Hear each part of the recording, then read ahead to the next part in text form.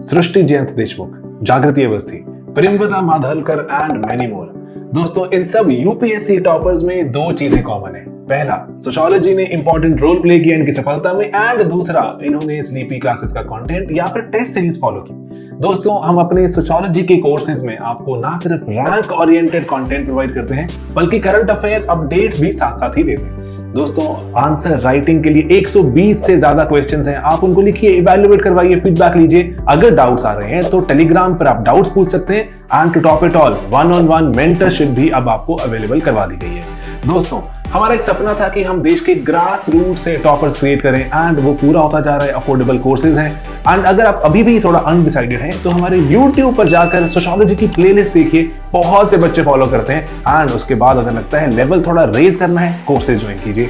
तो दोस्तों, मिलेंगे क्लासेस में and afterwards with a top rank. Hello everyone, my name is Kajol Singh and I've secured rank 149 in UPSC CSE 2022 this year, and I'm from Lucknow, Uttar Pradesh.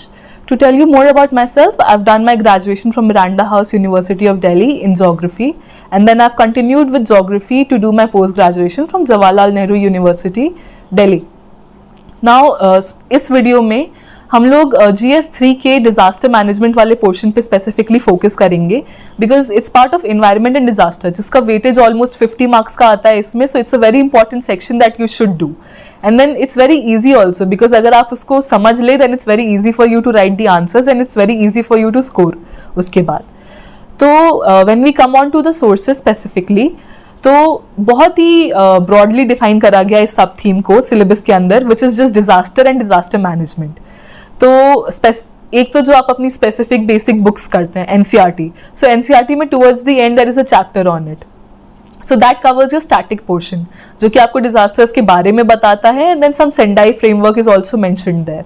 तो उतना आपका static portion आ जाएगा। However the nature of questions is such कि सिर्फ static से काम नहीं हो रहा है, it's more static and current based, तो आपको दोनों को इंटरकनेक्ट करके लिखना होगा। So another source becomes your newspaper, जो कि आपकी रोज की न्यूज़ आ रही है, जो भी कोई नया डिजास्टर कहीं हुआ है, so that becomes important and then you include that. Then specifically there is one source that I would like to highlight जो मैंने use करा था, which was ndma.gov.in. So it's the website of the National Disaster Management Authority of the Government of India. तो इसमें when you go on to the website, there are two sections that you can see clearly, which is एक तो natural disasters का है and the other is the man-made disasters. So man-made disasters में tells about chemical, biological, and then natural disasters में tells you about cyclone, floods, urban floods, earthquakes, volcanic eruption. So इसमें से specifically आपको major disasters वहाँ पे दिए गए हैं. So whatever disaster you want to study at that point of time, you go on to that. और फिर उसके बाद एक अलग विंडो ओपन होगी, वहाँ पे आपको एक ब्रीफ ओवरव्यू दिया जाएगा उस डिजास्टर का। सो आप उसके बारे में डेफिनेशन वहाँ से उठा सकते हैं, आइदर दैट और you can use any other source for the definition specifically. तो ये आपके आंसर में आपका इंट्रो बन जाता है, and then you can move forward, and then वो स्पेसिफिकली बताता है dos and don'ts of the disaster, which is both pre disaster and post disaster. तो इसमें आपके दोनों एस्पेक्ट्स कवर हो जाते हैं, जो कि आपका जो डिजास्टर मैनेजमेंट साइकिल होता है, प्री डिजास्टर और पोस्ट डिजास्टर, इन दोनों के लिए आपको स्पेसिफिक डिजास्टर के पॉइंट्स मिल जाते हैं। एक बहुत इंपॉर्टेंट चीज हियर इज कि आप आंसर राइटिंग में डायग्राम्स का यूज करें, बिकॉज डायग्राम्स डिपिक्ट कर पाते हैं किसी भी चीज के कॉज को better. And then flow charts are also important, because जो यहाँ पे डिजास्टर्स होता है उसका कोई एक कॉज इंडिविजुअली ऑपरेट नहीं करता है, वो यूजुअली जुड़ा होता है। तो यहाँ पे एक फीडबैक लूप टाइप का डायग्राम या फ्लो चार्ट आपको काफ़ी हेल्प कर सकता है। देन वेबसाइट पे itself there is a specific India context given, तो उसमें ये होता है कि इंडिया में डिजास्टर कहाँ कहाँ फाइंड होता है, एंड देन एक मैप इज प्रोवाइडेड सबके साथ। तो उस मैप को आप स्पेसिफिकली वहाँ से उठा के डायरेक्टली आंसर्स में यूज़ कर सकते हैं, क्योंकि वो आपको स्पेशल एक्सटेंट दे देता है उस डिजास्टर की। जब आपको स्पेशल एक्सटेंट मिल जाती है तो आपको उतना पोर्शन लिखना नहीं पड़ता है अपने आंसर में, बिकॉज इट डायरेक्टली शोज कि इंडिया में कहाँ कहाँ वो डिजास्टर मिलता है और कौन कौन से एरियाज इफेक्ट होते हैं।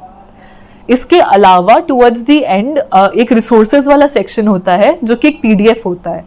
उस पीडीएफ में you can see, I think इतना ज़रूरी नहीं है हमारे पास कि हम पूरे पीडीएफ को रीड करें, because we not experts here. सिर्फ आंसर राइटिंग के लिए we can focus on the executive summary और जो फर्स्ट चैप्टर होता है ओवरव्यू का। एग्जीक्यूटिव समरी इसलिए नेसेसरी है बिकॉज वो एनीवेज एग्जीक्यूटिव्स के लिए लिखी जाती है, तो आप स्पेसिफिकली वहाँ से पॉइंट उठा सकते हैं अपने आंसर्स के लिए, कंक्लूजन के लिए, वे फॉरवर्ड के लिए, ऑलरेडी एग्जिस्टिंग सिचुएशंस के लिए। फिर मोस्टली सारे डिजास्टर्स के केसेस में जो ओवरव्यू वाला चैप्टर है उसमें पास्ट इनिशिएटिव्स दिए गए हैं उस डिजास्टर के बारे में which India has gone through and then the recent initiatives that have been taken. So this gives you a trajectory, एक टाइमलाइन मिलती है जिसको आप अपने आंसर्स में सीधे डिपिक्ट कर सकते हैं।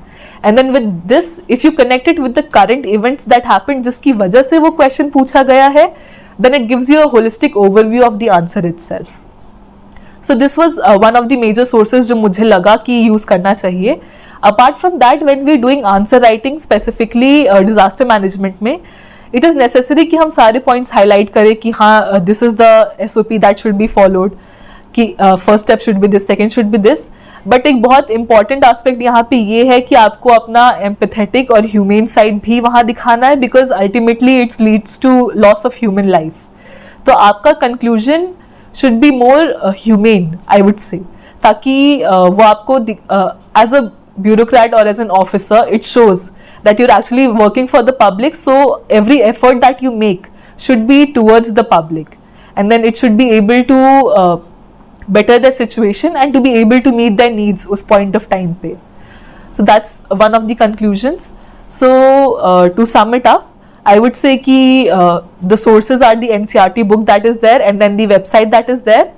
उसके अलावा जब आप आंसर लिख रहे हैं इंट्रो में आप डेफिनेशन डिजास्टर के डायरेक्टली सोर्स से लिखेंगे, देन आप फ्लो चार्ट और डायग्राम्स का यूज करेंगे और आपका conclusion should be humane, more optimistic and people centric specifically.